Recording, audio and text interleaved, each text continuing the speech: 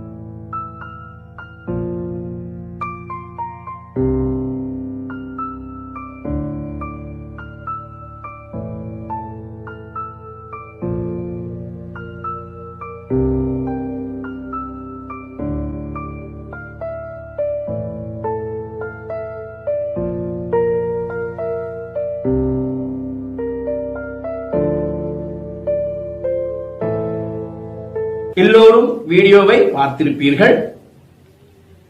என்ன கருத்தினை புரிந்து கொண்டீர்கள்?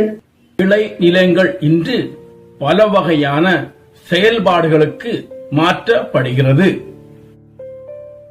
இதில் ஒன்றுதான் விளை நிலங்கள் கட்டிடங்களாக மாறுவது. இவ்வாறு விளை நிலங்கள் கட்டிடங்களாக மாறுவது அல்லது நகரமயமாதலை தாத்தா தொலைந்து போனார் என்ற பாடப்பகுதி இங்கு விளக்குகிறது. இப்பொழுது நீங்கள் ஒரு வீடியோவை பாருங்கள்.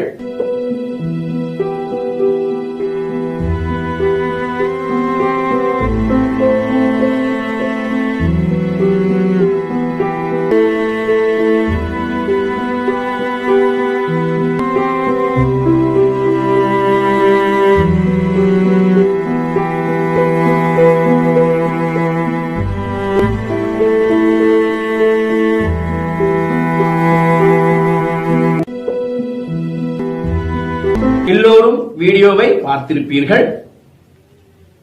என்ன கருத்தினை புரிந்து கொண்டீர்கள்? ஒரு கடை தெரு எவ்வாறு காணப்படும் என்று இந்த வீடியோவில் காண்பிக்கப்பட்டது. மூட்டை முடிச்சுகளுடன் மனிதர்கள், அழுகிப்போன காய்கனிகள், அழுக்கு நீர், காகித சுருள் போன்றவை காணப்படுகின்றன. ஒரு கடை தெரு எவ்வாறெல்லாம் காணப்படும் அல்லது நகரமயமாதலினால் ஏற்படுகின்ற விளைவுகளை இந்த வீடியோவில் இருந்து நமக்கு தெரிந்து கொள்ள முடிகிறது.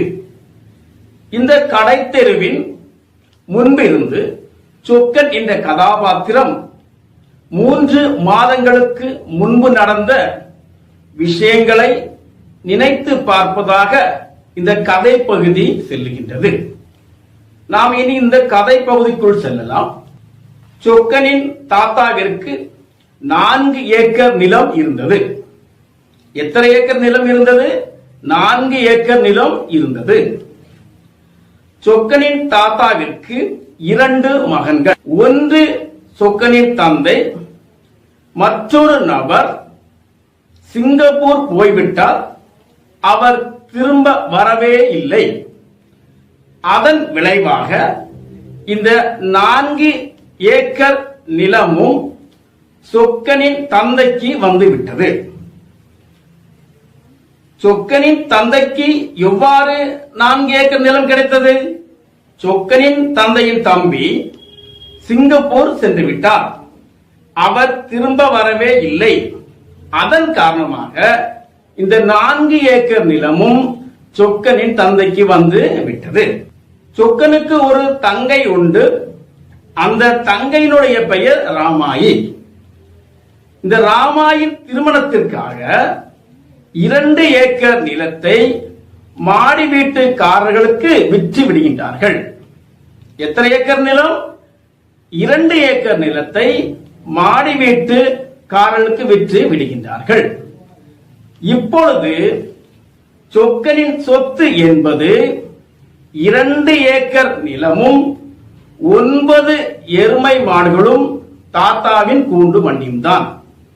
இப்பொழுது சொக்கனின் சொத்து எவ்வளவு கூறுங்கள் பார்க்கலாம்.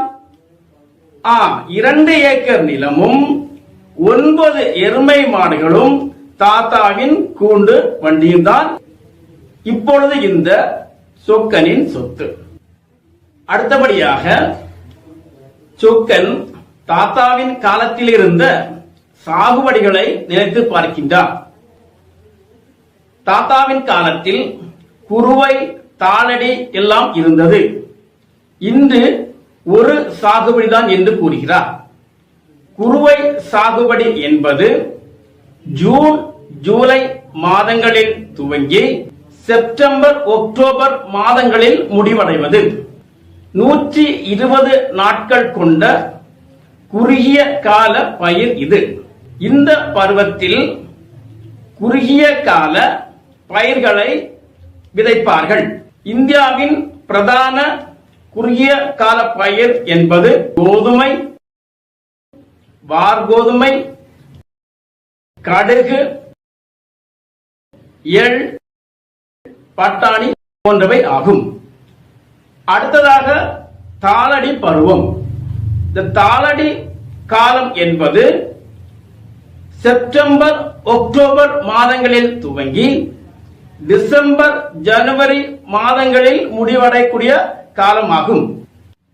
130 முதல் 135 நாட்களை கொண்ட இந்த தாளடி பருவம் மத்திய கால மற்றும் நீண்ட கால பயிர் வகைகளை சாகுபடி செய்வதற்கு ஏற்ற காலமாகும். இதிலிருந்து என்ன தெரிந்து கொள்ள முடிகிறது என்றால், அன்றைய காலத்தில் இருந்த சாகுபடி முறைகள் இன்றைய காலத்தில் இல்லை. என்ன காரணம்? இன்று பருவமழை சரியாக பொழிவது இல்லை. மட்டுமல்லாமல் இன்று நீர் வரத்தை எதிர்பார்த்து சாகுபடி செய்ய வேண்டும் என்ற ஒரு நிலைமையும் இருக்கிறது. அதனால்தான் தாத்தா காலத்தில் குறுவை, தாளடி பருவங்கள் இருந்தது. இன்று ஒரே ஒரு சாகுபடிதான் உள்ளது என்று இங்கு சொக்கன் தனது தாத்தாவின் காலத்தில் உள்ள சாகுபடி முறைகளை பற்றி நினைத்து பார்க்கிறார். அடுத்ததாக சொக்கன் எதை நினைத்து பார்க்கிறார் என்றால், இன்று பல வகையான பூச்சிக்கொல்லி மருந்துகள் வந்துவிட்டன.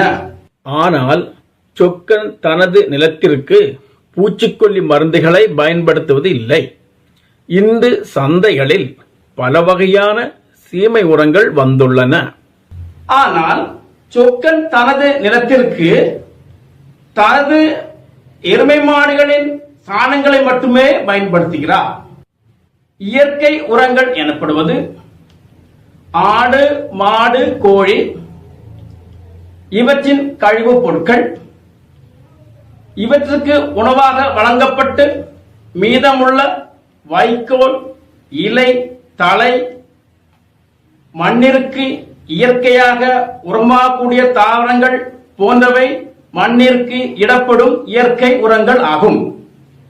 இந்த இயற்கை உரங்கள் செடிகளுக்கு ஊட்டச்சத்தை கொடுப்பது மட்டுமல்லாமல் மண்ணிற்கு வளத்தன்மையும் ஏற்படுத்தக்கூடிய உன்னதமான ஒரு வேலையை இந்த இயற்கை உரங்கள் செய்கின்றன. செயற்கை உரங்கள் போட்டால் மண்ணிற்கு வளத்தன்மை இல்லாமல் ஆகிவிடும். ஆனால் இயற்கை உரங்கள் செடிகளுக்கு ஊட்டச்சத்து கொடுப்பது மட்டும் அல்லாமல் அந்த மண்ணின் வளத்தன்மையும் பாதுகாக்க கூடியது. அதனால்தான் சொக்கன் தனது நிலத்திற்கு இயற்கை உரங்களை போடுகின்றார். இதிலிருந்து அறிந்து கொள்ளக்கூடிய ஒரு முக்கியமான கருத்து என்ன என்றால், இயற்கை வளத்தினுடைய நன்மைகள் என்னவெல்லாம் என்றும் என்ன காரணத்திற்காக சொக்கன் தனது நிலத்திற்கு இயற்கை உரங்களை பயன்படுத்துகிறார் என்றும் அறிந்து கொள்ள முடிகிறது. அடுத்தபடியாக இன்று நெல் விதைகள் எவ்வாறெல்லாம் வாங்குகின்றார்கள் என்பதை பற்றி கூறுகின்றார். இன்று பலரும் நெல் விதைகளை வாங்கி விதைப்பு நடத்துகின்றார்கள். அன்றைய காலத்தில் நெல் விதைகளை இவர்களை உற்பத்தி செய்தார்கள். தனது தாத்தாவினுடைய காலத்தில் கோட்டை கட்டுவதுதான் வழக்கம். கோட்டை கட்டுதல் என்றால் தேவையான விதைகளை தாங்களே உற்பத்தி செய்து அவற்றை வீரியம் குறையாமல் பாதுகாத்து வந்தனர். இதற்காக அவர்கள் பயன்படுத்திய முறைதான் கோட்டை கட்டுதல். கோட்டை என்பது பத்திரப்படுத்தி வைத்துக் கொள்ளும் ஓர் இடமாகும்.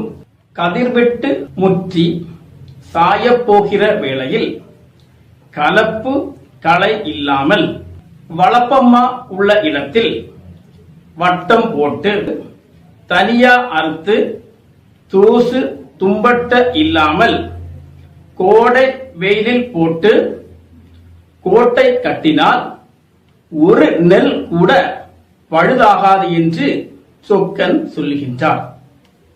அன்றைய காலத்தில் எவ்வாறு நெல் விதைகள் உற்பத்தி செய்யப்பட்டது என்று இங்கு கூறுகின்றார். புதுமையில் சொக்கனுக்கு நாட்டம் இல்லை, எல்லாம் பழசுதான். தனது தாத்தாவினுடைய காலத்தில் உள்ள விவசாய முறைகளையே இந்த சொக்கன் கடைபிடிக்கின்றார். என்ன மாற்றங்கள் வந்தாலும் அந்த மாற்றத்துடன் செல்வதற்கு சொக்கனுக்கு விருப்பம் இல்லை. அவருடைய தாத்தாவினுடைய காலத்தில் எந்த முறைகளை பின்பற்றினார்களோ அந்த முறையிலே செல்வதற்கு சொக்கனுக்கு விருப்பம் என்பதை இந்த பகுதியின் வழியாக நமக்கு அறிந்து கொள்ள முடிகிறது. அடுத்து ஒரு வீடியோவை பாருங்கள். அந்த வீடியோவை பார்த்து அதன் நிகழ்வுகளை நீங்கள் கூற வேண்டும்.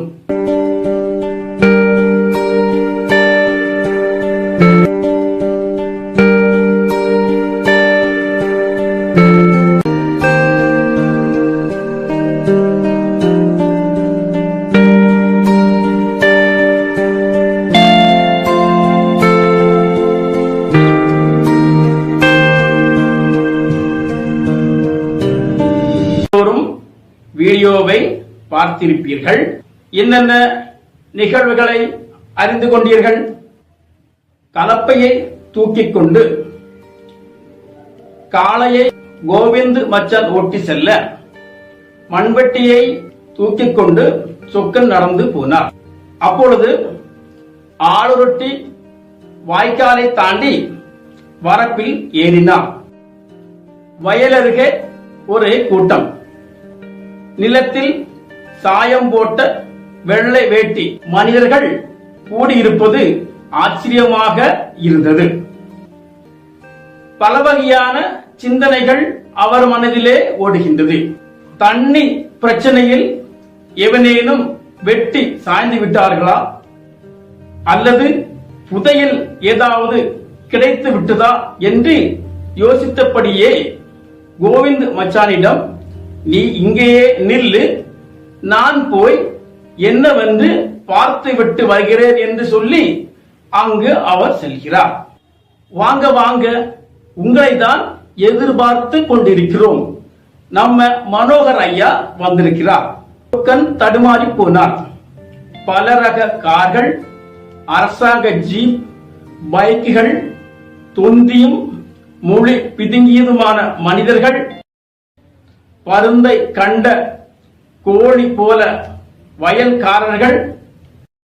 சொக்கன் என்ன நடக்குமோ என்று கடவுளை வேண்டினான். அடுத்த ஒரு வீடியோவை பாருங்கள்.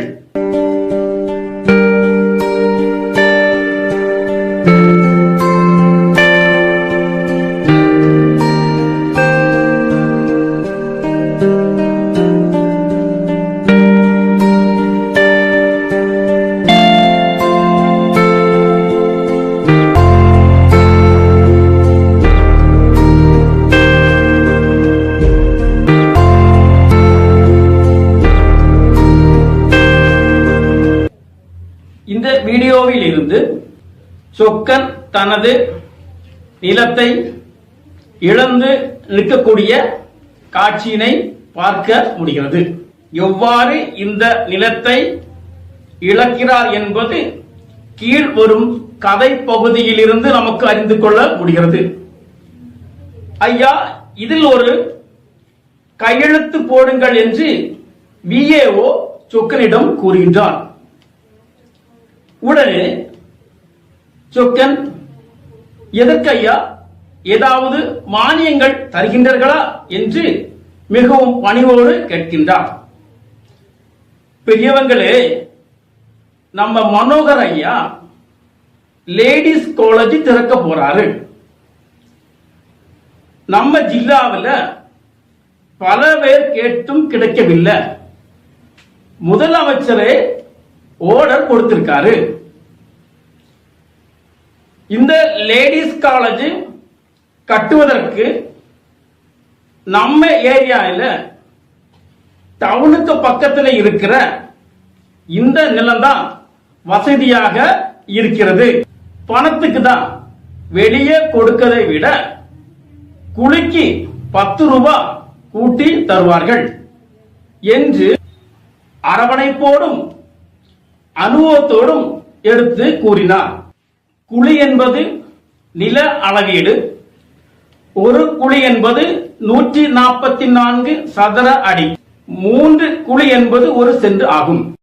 இந்த வார்த்தைகளை கேட்டதும் சொக்கன் மிகவும் பணிவுடன், விளையிற நிலம், அப்பன் பாட்டன் காலத்திலிருந்து சோறு போடுகிற பூமி, இது வெறும் மண்ணு மட்டும் இல்ல, எங்க சோகம், துக்கம், கனவு, பரம்பரை பரம்பரையாக வருகிற வாழ்வு எல்லாம். ஐயா, நீங்க தப்பா நினைக்க கூடாது. நீங்க பெரியவங்க, காலேசு வேற இடத்துல கட்டக்கூடாதுங்களா என்று ஒவ்வொரு வார்த்தைகளையும் தேடி தேடி கண்டுபிடித்து மிகவும் பணிவான ஒரு குரலில் சொக்கன் கேட்கின்றார். இதிலிருந்து சொக்கனுக்கும் இந்த விவசாய நிலத்திற்கும் உள்ள உறவை அறிந்து கொள்ள முடிகிறது. இது வேறு பூமி மட்டுமல்ல, இது எங்களுடைய சோறு போடுகிற நிலம் என்று கூறுவதிலிருந்து அவருக்கும் விவசாயத்திற்கும் உள்ள உறவை நமக்கு இங்கு தெரிந்து கொள்ள முடிகிறது. பெருசா புத்திமதி சொல்லாத, 50 ஏக்கர் வாங்கியாச்சு, ஒழுங்கா மரியாதை கையெழுத்து போடு. மனோகர் ஐயா நாளைக்கு பூஜை போட போகிறார். போடு கிழவா, நிலத்துக்கு பணம் வேணுமா வேணாமா? கொண்டாட்டி பிள்ளையோட ஊர்ல குடும்பம் நடத்துவோமா? உசிரோட வீட்டுக்கு போகணுமா?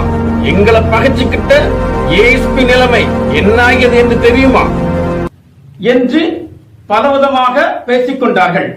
மரியாதையாக அழைத்து வந்தவன் பேசுகிறதை பார்த்தால் கொஞ்சம் முரண்டு பிடித்தாலும் அடி தப்பாதோ என சொக்கன் நினைத்துக் கொண்டார். பொம்பளை காலேசு வந்தா நம்ம புள்ளையெல்லாம் படிக்கும். நம்ம புள்ளைய படிச்சு வந்தா காலேஜ்ல வேலை கிடைக்கும். நம்ம ஊர் பேரு நாடு பூரா தெரியும். நம்ம புள்ள காலேஜ் ஆரம்பிக்கிறது நாம இடம் கொடுக்காம யாரு கொடுப்பா என்று ஊர்க்காரர்கள் பேசுவது போல பேசினார்கள். தன்னை சுற்றி ஒரு இரும்பு வளையம் இருப்பதை சொக்கன் உணர்ந்து கொண்டார். கொண்டாங்கய்யா, இந்தாங்க, வாங்கிக்கோங்க. சொக்கன் இடது கையால் நங்கென்று விரல் பதித்தார். சாகும் தருவாயில் குத்திட்டு நரைத்த தாடியோடும் நூல் கட்டிய கண்ணாடியோடும் நாற்கட்டிலில் கிடந்த தாத்தாவின் உருவம் நினைவிற்கு வந்தது. ஏய் வீணா போனவன, நடு ரோட்ல நின்னு கணக்கானுவியா? ஓரமா போடா மூதேவி. வண்டிக்காரன் கூறிய போதுதான் தான் நடு ரோட்டில் இருப்பது சொக்கனுக்கு நினைவு வந்தது. குடை இல்லை, தடி இல்லை, கூண்டு வண்டி இல்லை, மனதிற்குள் பொத்தி பொத்தி காத்த தாத்தா இல்லை. தோளில் கிடந்த துண்டை எடுத்து வாயில் அமுக்கிக் கொண்டு சூடுபட்ட மாடு மாதிரி சொக்கன் நடந்து போனான். அதாவது எல்லாவற்றையும் இழந்த ஒரு நிலைமை. தனது தாத்தா அப்பா கைமாறிய இந்த நிலத்தை தன்னால் பாதுகாக்க முடியவில்லையே என்ற ஒரு நிலைமையை உணர்ந்து பரம்பரை பரம்பரையாக கைமாறி கொண்டு வந்த நிலத்தை இழந்துவிட்ட சோகத்தில் தன் இயலாமையை நினைத்து அந்த ரோடு வழியை நடந்து செல்கின்றான். இந்த கதையில் இருந்து ஏராளமான விஷயங்களை அறிந்து கொள்ள முடிகிறது. இந்த கதையில் வட்டார சொற்கள் அதிகமாக வந்துள்ளன. வட்டார சொற்கள் என்பது தமிழ் மொழியில் பேச்சு வழக்கில் இடம் சார்ந்து அல்லது சமூகம் சார்ந்து அல்லது தொழில் சார்ந்து வழங்கும் வழக்குகள் தமிழ் வட்டார மொழி வழக்குகள் ஆகும். 2 உசிரோடு உயிரோடு மறுவாதியா மரியாதையாக புள்ளைய குழந்தைகள் போன்ற அந்த வட்டாரத்திற்கே உரிய வழக்குகள் பயந்து வந்துள்ளன. மீண்டும் நாம் பார்த்தோம் என்றால் ஆங்கில சொற்கள் அதிகமாக வந்துள்ளன. Car, jeep, bike, college, town, order, milk போன்ற ஆங்கில வார்த்தைகளும் இங்கு அதிகமாக இடம்பெற்றுள்ளன. அதன் பிறகு இந்த கதையை பார்ப்போம் என்றால் அன்றைய காலத்தினுடைய சாகுபடி முறைகளை நமக்கு அறிந்து கொள்ள முடிகிறது. காலநிலை மாற்றத்தினால் இந்த சாகுபடி முறைகள் மறைந்து விட்டதாக சொக்கன் என்ற கதாபாத்திரத்தின் வழியாக நமக்கு அறிந்து கொள்ள முடிகிறது. இயற்கை உரத்தினுடைய நன்மைகளை பற்றி அறிந்து கொள்ள முடிகிறது. விதைகளை அன்று எவ்வாறு உற்பத்தி செய்தார்கள் என்று அறிந்து கொள்ள முடிகிறது. இந்த சமூகத்தில் உயர் நிலையில் உயர் பதவியில் இருப்பவர்கள் நினைத்தால் என்ன வேண்டுமானாலும் நடக்கலாம் என்பதையும் இந்த கதை சுட்டுகிறது. இந்த கதையில் வரும் கதாபாத்திரங்களை நாம் பார்ப்போம் என்றால் சொக்கன், கோவிந்து, ராமாயி, மனோகர், அப்பா, தாத்தா.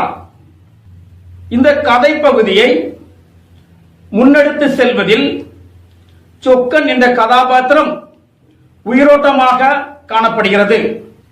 தனது பரம்பரையாக கிடைத்த நிலத்தை பாதுகாக்க முடியாமல் இழந்து இருக்கும் சொக்கன் இந்த சமூகத்தின் பல விவசாயிகளின் அடையாளமாக முன்னிற்கின்றார். இன்று நகரமயமாதலின் காரணமாக பல விவசாயிகளும் தங்களுடைய நிலங்களை இழந்து நிற்பதை இந்த கதாபாத்திரம் இங்கு எடுத்து கூறுகின்றது. செயல்பாடுகளை எழுதிக் கொள்ளுங்கள். தாத்தா தொலைந்து போனார் எனும் கதை சுட்டிக்காட்டும் நகரமயமாதலின் விளைவுகள் என்ற தலைப்பில் பத்திரிகை செய்தி தயாரியுங்கள். தாத்தா தொலைந்து போனார் எனும் கதை சுட்டிக்காட்டும் நகரமயமாதலின் விளைவுகள் என்ற தலைப்பில் பத்திரிகை செய்தி தயாரியுங்கள். பாடப்பகுதியில் வரும் வட்டார வழக்கு சொற்களை கண்டுபிடித்து அதை தூய தமிழில் எழுதுங்கள். பாடப்பகுதியில் வரும் வட்டார வழக்கு சொற்களை கண்டுபிடித்து அதை தூய தமிழில் எழுதுங்கள். சொக்கன் கதாபாத்திரத்தினை திறனாய்வு செய்து எழுதுங்கள். சொக்கன் கதாபாத்திரத்தினை திறனாய்வு செய்து எழுதுங்கள். ஏதாவது சந்தேகங்கள் இருந்தால் உங்கள் ஆசிரியரிடம் கேட்டு தெளிவுபடுத்திக் கொள்ளுங்கள். இந்த செயல்பாடுகளை எழுதி உங்கள் கிளாஸ் குரூப்பில் போஸ்ட் செய்யவோ அல்லது உங்கள் ஆசிரியரின் அறிவுறுத்தலின்படி செய்யுங்கள். மீண்டும் ஒரு புதிய பாடப்பகுதியுடன் சந்திப்போம். நன்றி, வணக்கம்.